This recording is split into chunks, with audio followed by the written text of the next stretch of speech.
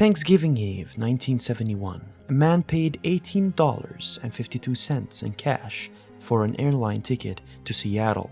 When he got on a plane in Portland, Oregon, he was just another passenger who gave his name as D.B Cooper.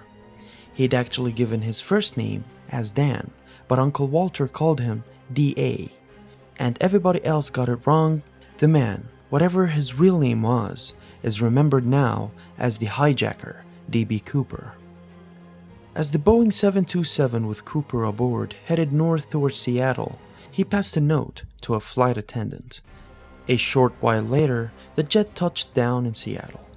A news anchor on CBS Evening News described what happened next. 36 passengers got off the jetliner in Seattle last night. Left aboard 4 crew members and the hijacker, dressed in a business suit, demanding $200,000 and carrying a plain briefcase, which he told the crew held explosives.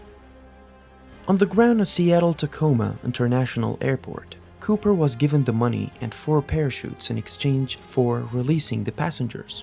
The jet was refueled, and at approximately 7:30 p.m., the tower cleared it for takeoff. It climbed into the November darkness and headed south toward Mexico.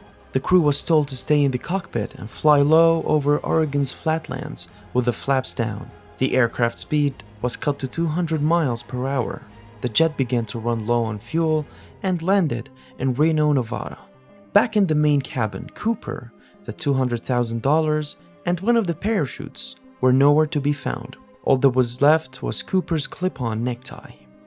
Police believe Cooper left the 727 over the flatlands of Oregon or Washington, and they ultimately focused the search on southwest Washington, but failed to turn up any clues. Meanwhile, Cooper became something of an outlaw folk legend.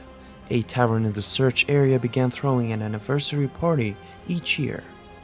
Then, Hollywood made a movie, of course. In the film The Pursuit of D.B Cooper, Treat Williams played the hijacker, who spoke this memorable line. When asked about his flight, he said, "Well, I tell you, the service wasn't too good and it was a little bit bumpy, but 4 parachutes and $200,000 in cash ain't a bad trade for 2 cans of Play-Doh and some stereo wire."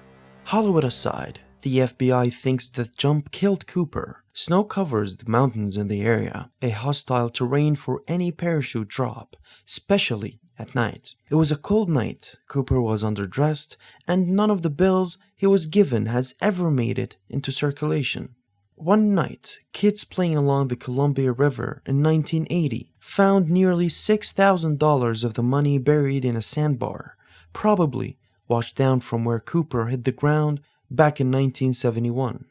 The question at the foundation of the story is, was Cooper some sort of a vigilante, or was he a madman who got lucky? Did he even survive when he jumped out of a moving passenger plane? No matter where you land, this story is anything less than extraordinary.